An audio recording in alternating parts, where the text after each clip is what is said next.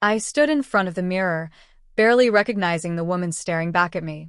The white gown hugged my body perfectly, every delicate stitch reflecting the dream I had carried since childhood. This was supposed to be the happiest day of my life. Every girl imagines this moment: the dress, the aisle, the person waiting at the end. But no one talks about the silence.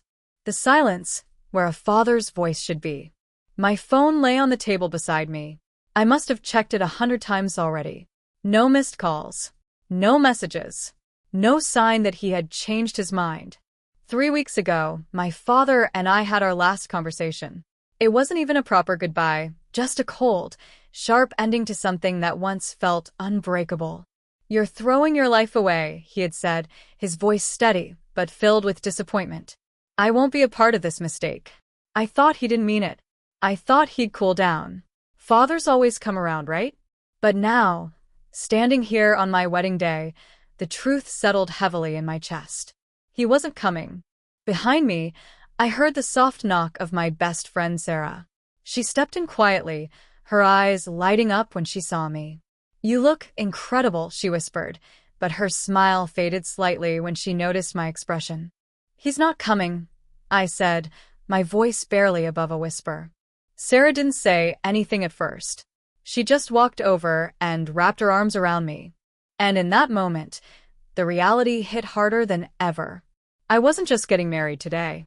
There was a time when my father was my entire world. When I was little, he used to lift me onto his shoulders and tell me I could see farther than anyone else. "You're going to do great things," he'd say with pride in his voice.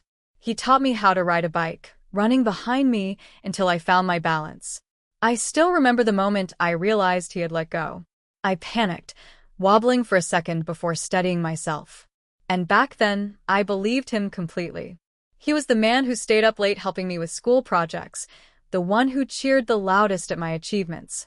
When I told him I wanted to go to university, he didn't hesitate. "You'll go to the best," he promised. But along with his love came expectations. Someone like him. As I grew older, I began to notice how rigid those expectations were. Every decision I made was measured against his standards. Every choice had to align with his plans. At first, I tried to fit into that mold. I studied hard, followed his advice, and did everything I could to make him proud. But life doesn't always follow a script. And love definitely doesn't. The day I met Daniel, everything started to change. And somehow, that made him everything I needed. And that difference became a wall neither of us knew how to break. The night I told my father about the engagement was the night everything shattered. But the moment I said the words, his expression changed. "We'll build it together," I insisted. "No," he snapped. "You'll struggle. And when you do, don't come back here expecting help." It wasn't just disapproval. It was rejection. I stood there, waiting, hoping he would take it back, soften his tone, show even a hint of the father I knew. But he didn't. Instead, he turned away. And just like that, I lost him. Days turned into weeks, and the distance between us only grew wider. At first, I kept trying. I called him, sent messages, even stopped by the house. Each attempt was met with silence, or worse, indifference. My mother answered the door once, her face filled with worry. "He needs time," she said softly. "You know how he is." Her silence gave me the answer I didn't want to hear. Inside the house, I could hear his voice in the background, talking as if nothing had changed. As if I hadn't just walked in after days of being ignored. It was about control. He wanted me to choose his way or not choose him at all.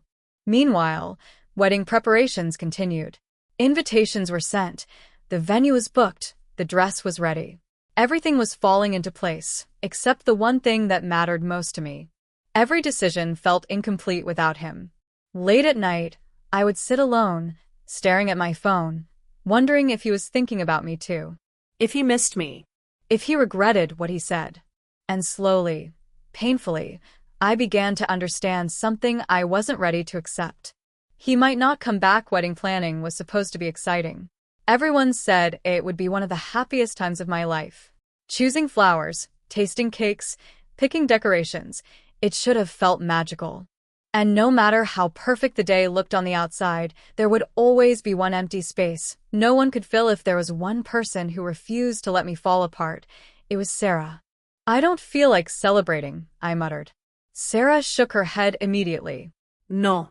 "Choosing someone who loves you is never a mistake." For the first time in weeks, I felt a small sense of clarity. But I wasn't alone. A week before the wedding, I reached my breaking point. So I did the one thing I had been afraid to do. I sent him a message. My hands trembled as I typed each word carefully, trying not to sound desperate, but unable to hide the emotion behind it. "Dad, the wedding is in a week. I still want you there. I still want you to walk me down the aisle. Please." I stared at the screen for a long moment before pressing send. The message was simple, but it carried years of love, hope, and pain.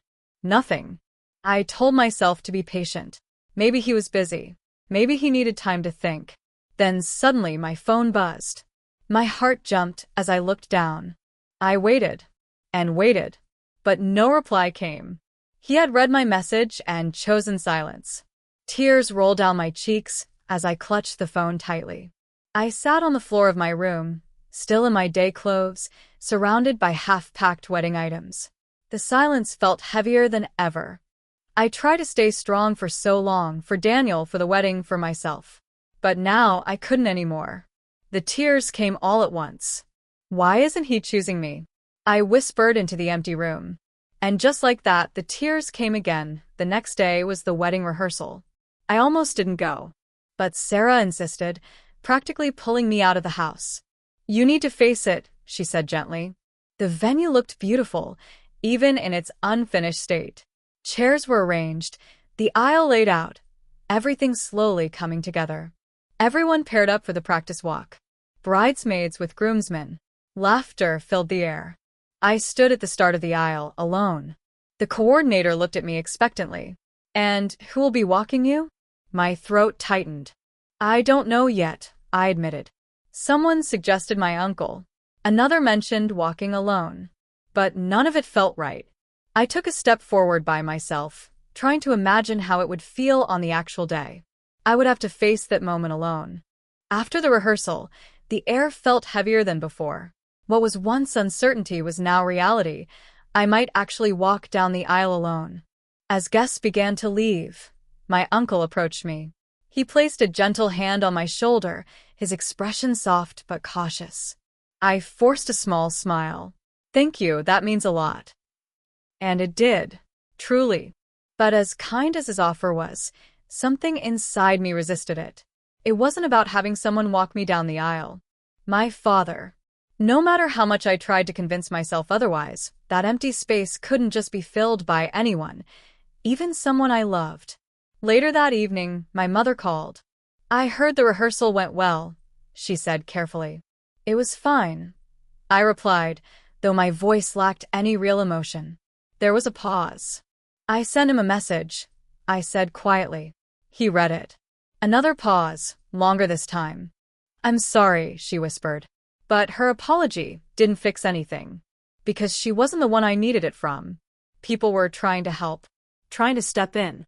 And that truth hurt more than anything else. The night before the wedding arrived faster than I expected. Everything was ready. The dress hung neatly. The venue was prepared. Guests had already started arriving from out of town. It should have felt exciting. I sat on the edge of my bed, staring at the dress across the room. It looked perfect, untouched by the chaos inside me. This was it. The coordinator nodded gently, sensing the weight of the moment. One decision. And I still didn't know what to do. The room felt smaller with every passing second. I stood there alone, my hands trembling slightly as I tried to steady my breathing. Outside, I could hear the soft music begin, the signal that the ceremony was about to start. This was it. My eyes drifted to my phone one last time. Still nothing. No message. No call.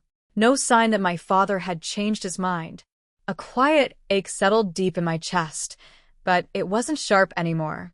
It was dull, heavy, like something I had finally stopped fighting. Maybe this was my answer. Maybe he wasn't coming. I took a slow breath, looking at my reflection in the mirror. The dress was perfect, my makeup flawless.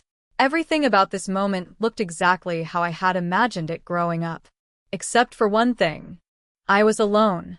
The idea of walking down that aisle by myself suddenly felt overwhelming, not because I couldn't do it, but because it symbolized something I wasn't ready to fully accept. That he had chosen not to be there. I closed my eyes briefly, gathering what strength I had left. If I have to do this alone, I will, I whispered to myself.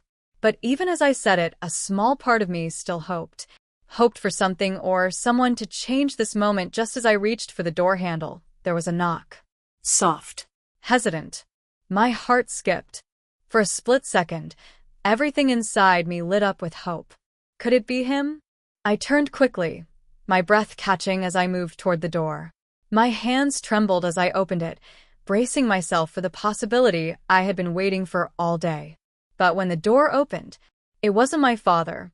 Standing there was someone I hadn't expected, but instantly recognized. "Mr. Thompson?" I said, surprised. He smiled gently, the same warm, reassuring smile I remembered from years ago. "I hope I'm not interrupting," he said softly. My high school teacher. The man who had once believed in me when I doubted myself. What are you doing here?" I asked, still trying to process the moment. "I heard about your wedding," he replied. "And I also heard you might need someone today." My chest tightened, emotion rising unexpectedly. Out of all the people who could have shown up, but now, standing here on one of the most important days of my life, they came back to me with new meaning. Because someone showed up. "Would you walk me down the aisle?" I asked. But now, something was different. The music swelled. The moment the doors opened, time seemed to slow. A soft wave of light spilled into the hallway, and the music, gentle, emotional, wrapped around me like a quiet embrace. I could feel every heartbeat, every breath, every step before I even took it. And then, I stepped forward. The room rose to its feet. Dozens of faces turned toward me, friends, distant relatives, people who had gathered to witness this moment. For a split second, I felt exposed, like everyone could see the story behind my smile. The absence. The pain. The strength it took to stand there. Mr. Thompson's arm beneath my hand. Grounding me. Reminding me I wasn't alone. "You're doing great," he whispered, just loud enough for me to hear. I nodded slightly, my throat tight with emotion. With each step down the aisle, something inside me began to shift. This wasn't the walk I had imagined growing up. And for the first time, I stopped looking for what was missing. Instead, I focused on what was right in front of me. A future. A choice. A beginning. At the end of the aisle stood Daniel. And the moment I saw him, everything else faded. His eyes were already filled with tears, his expression a mix of love, pride, and quiet understanding. He didn't need to ask what had happened. He had been there through every moment leading up to this one. Every doubt. Every tear. Every piece of me that felt like it was breaking. Daniel's fingers closed around mine instantly, firm and warm. I let go. Not status. But I barely noticed. "You may kiss the bride." And when our lips met, the room erupted into applause. Cheers. Laughter. Celebration. But underneath all of it, there was something quieter. Something deeper. Peace. Not because everything had gone perfectly, but because I had made it through. Because I had chosen love. Because someone had shown up when it mattered most. And because, despite everything I had lost, I had gained something far more important. A beginning that was truly mine. The ceremony ended in a blur of applause, laughter, and music. As Daniel and I walked back down the aisle, this time side by side as husband and wife, the energy felt completely different. Lighter. Freer. Like something heavy had finally lifted. Guests reached out to congratulate us, their smiles genuine, their words warm. "You looked beautiful." That was such a touching ceremony. I smiled, thanked them, embraced those who stepped forward, but part of me remained quietly aware. Aware of who wasn't there. At the reception, the room came alive with lights, decorations, and the soft hum of celebration. Sarah pulled me into a tight hug. "You did it," she said proudly. "And You are incredible. I laughed softly, emotion rising again, but this time it wasn't pain. It was relief. Across the room, I spotted Mr. Thompson, standing quietly near the edge, as if trying not to draw attention to himself. I walked over immediately. You didn't just show up, I told him, my voice full of gratitude. You changed everything for me today. He smiled gently. No, you did that yourself. But I knew the truth. And today, he had been that person later that evening. As the music played and guests filled the dance floor, I stepped away for a moment. Because someone had walked me down the aisle.